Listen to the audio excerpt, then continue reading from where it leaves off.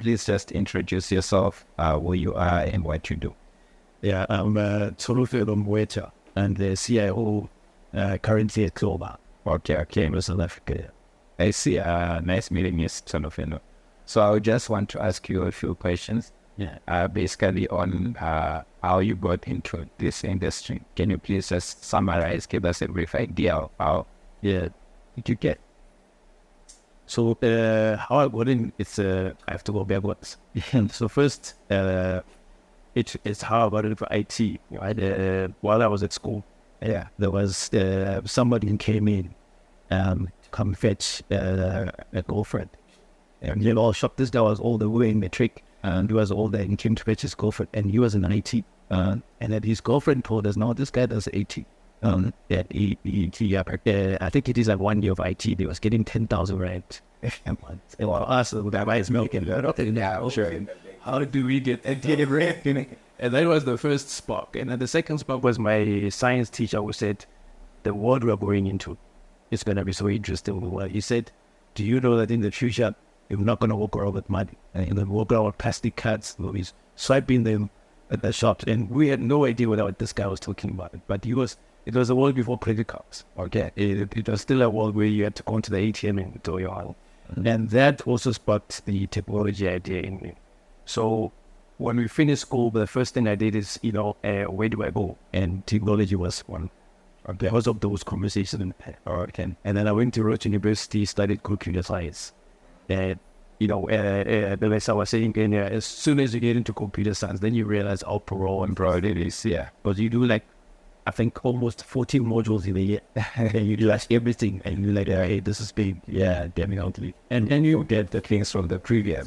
Yes. And even unrelated topics, or you would think it's unrelated. And then we did a module called logic. And then we did physics 101, we did maths, Fibonacci sequence, and all of those things, statistics. And then, but you still had your core major, which was computer science. And we started from doing Word, how to open a computer, all the way to making your own programs, even making their own compiler that runs the program. That's very intriguing. But when I finished and I graduated, is where I think the most interesting part is, because I was then unemployed for 3 years.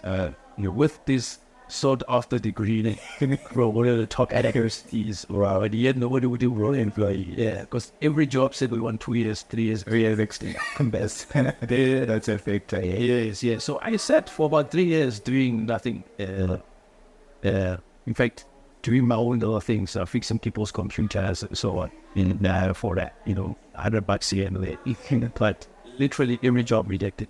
Until somebody suggested to me that maybe you should just volunteer, so that you can put some sort of experience in yourself. And that's, I think, where I started. So I volunteered at a hospital, and I worked there for a year, and without any salary.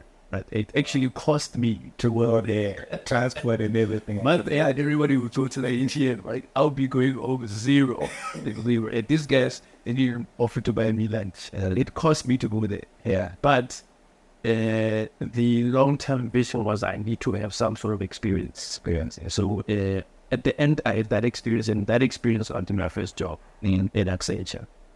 So I started in Accenture as a software developer. And the frightening thing was that I was so nervous that my skills were now obsolete, because 3 years in IT is a long time. But I picked it up just like this. Luckily, programming languages, there's not much difference from the one to the next. I just learning different syntax. And I picked it up there, and I started my craft at Accenture. Accenture are the people that opened up my eyes in terms of leadership. I was at Accenture. There was a motto that you build your own career. It's up to you. Nobody's gonna push you. So luckily, I hung around with guys who were very ambitious, and they had big plans to say, guys, this is where you start, but we are way over there. And the guys used to whisper to me, when you have your lunches, and make sure you don't have too many wasted lunches. Wasted lunches is lunches where you don't get too much to take home. So you have strategic lunches, or kind of go eat lunch with another person's boss, or somebody higher than you, a manager, somebody who inspires you, somebody whose job you like. Boy, have strategic lunching by the way. Don't just have easy lunching. So it's very easy to have easy lunching. Speaking of Irish and chips. Yeah. The weekend, that's fine, but in a week you must have at least a strategic lunch. Okay. And then that to me was also the next eye-opener in terms of what's possible. Some of the guys inspired you, like, I want to be like that guy. Okay. And then that lunch was good because that guy would tell you, well, this is how I got here. I did it just we got here. And then you take to me. Okay. And that's how I built my hunger for accent. First, you build your own career. Okay. Meaning nobody's coming to save you. It's all up to you. And then secondly, get a pull from the future. Like, what do I want to be? Okay. What's there that I like? And how can I motivate more about it? Now, once you have those two, then you get the world is always down. Because then, from knowing what I want, I would then go and get it. Okay. If it says, if I want to be a solutions architect, I say to that guy, how do you become a solutions architect? Okay. Because though I need back to the people that actually in that industry, or that's all I say. I say strategic lunch, exactly. Even coffees, like a guy going to get coffee. What do you do? I mean, I have a solutions architect. Oh, okay, how did you get that? No, I studied this. I got this certificate. I'm a TOGAF. I'm an ITIL. Oh, okay, I need to get ITIL and TOGAF.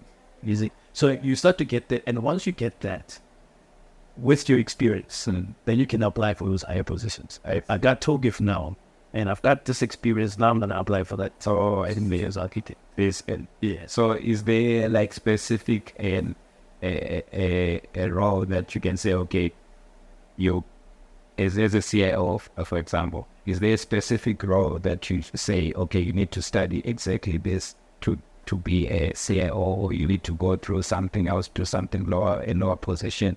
Or how does it build to become a CIO? How do you build? It's an interesting question. So there are multiple journeys to the CIO route. But when you look at IT, there's a software component and an hardware.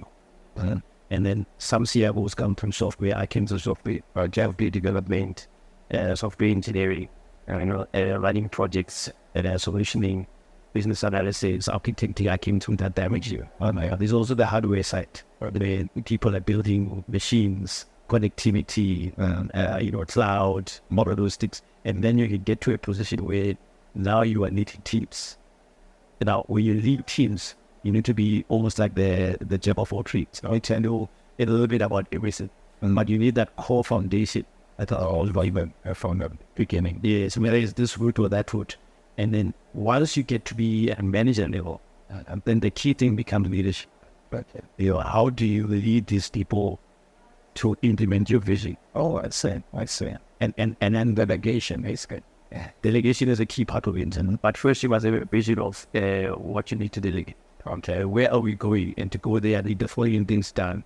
And then I'm going to delegate that. And there's an art to delegation plan. And what I'm trying to portray is that you first start with leadership. So I was first the team lead and of software developers. Okay. And then I became a manager. And then the senior manager. Keep going up, So you first become a leader of yourself, a leader of people, a leader of teams, and a leader of managers of managers, and then a chief. Okay. Yeah, wow. That's very, very inspirational. I think the last thing I'd just like to ask, can you just summarize steps for someone, even like me, or someone that's just coming out of college with a computer science degree like you do?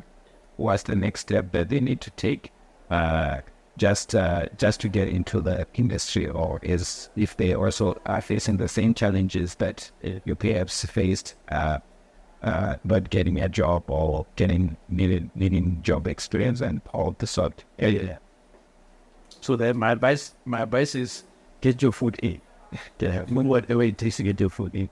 Whether it be an internship, a graduate program, even volunteering. That's how I got it. Yeah, people don't usually people don't want to get paid the same time.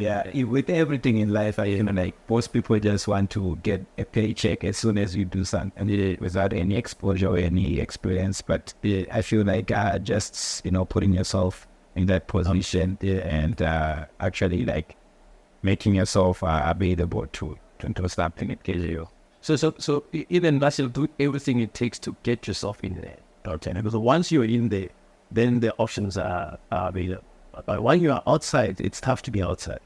So even if it means you pay to get in, sometimes you just gotta say, look, I understand you're not in a position. I'm voluntary. You don't have to pay in. Okay, and then you make that sacrifice. Even if it's 6 months, but you will see as soon as you get in, you start to build relationships with people. You start to see what's available at networking, having those coffees, and then the second thing that's needed once you're in is to differentiate just up then. People must remember, honestly, that guy we know can be one trained and always. Don't come there and just join the kitty line and be in the shadows. You must be known. But even if you are shy, okay, make sure that whatever you touch, at least people know that it was you. Okay, yeah. So that they remember that's how we promote you. That's how we give you an increase. That's how we say there's another position. Remember, there was a guy who was getting that one trained in class. Get in, and once you get in, get noticed. Okay, interesting. Okay, I think that's all. Thank you very much.